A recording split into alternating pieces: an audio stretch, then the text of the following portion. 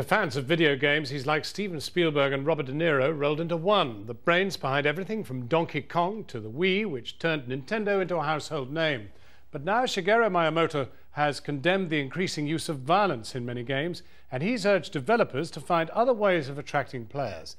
Mr. Miyamoto was speaking to Channel 4 News in London, where he's launching a new game, and despite the economic downturn, he's hoping for another success. Our technology correspondent Benjamin Cohen went to meet him.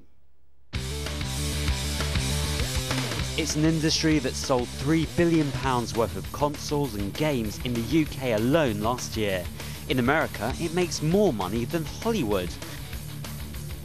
Shigeru Miyamoto has been described as its grandfather, the man behind some of the industry's biggest titles.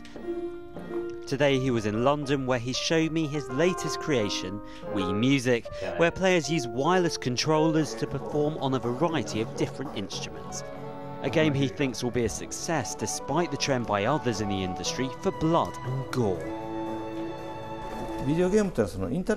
I don't want to curb freedom of expression, but I am concerned that many developers focus just on excessive violence in order to stimulate people's minds. I believe that there are more ways of grabbing players' attention than violence alone.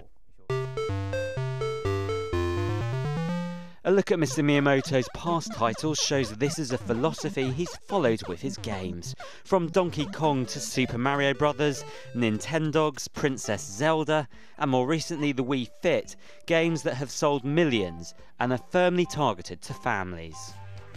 Contrast those with titles such as Grand Theft Auto 4.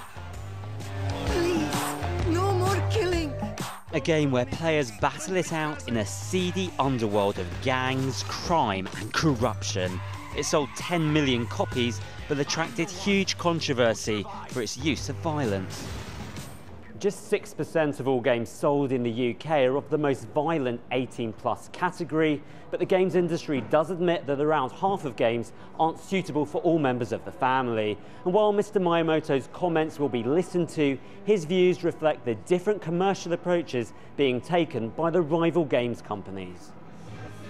Analysts say that violence can provide a successful formula for selling games to key markets. What most computer games companies have found is that they're basically marketing a sort of imaginary sort of adolescent male type figure, although a lot of gamers are a lot older. And obviously young men, well, men of all ages really sort of enjoy simulated violence, and that's not likely to change in the near future. And it's not just violence that can cause controversy. Today Sony delayed the launch of the Little Big Planet game after background music contained lyrics deemed offensive to Muslims. A year ago, the company issued an unreserved apology for using Manchester Cathedral as the backdrop of Resistance: Fall of Man. All this and an economic downturn. Like the rest of the industry, Nintendo's share price has fallen over the past month. So will families stop buying expensive games? We need to eat in order to live. That's our first priority. But entertainment and the enrichment of our souls must come in second place. Nintendo's mission is to take advantage of improving and cheaper technology to create reasonable and affordable entertainment. It's very good value. Whatever today's industry concerns about violence and sales, Shigeru Miyamoto is already thinking long-term. He told me that in the future players won't just be controlling games with their hands, but with the power of thought. Benjamin Cohen reporting after the break. Revealed the secret Ministry of Defence files which detail a host of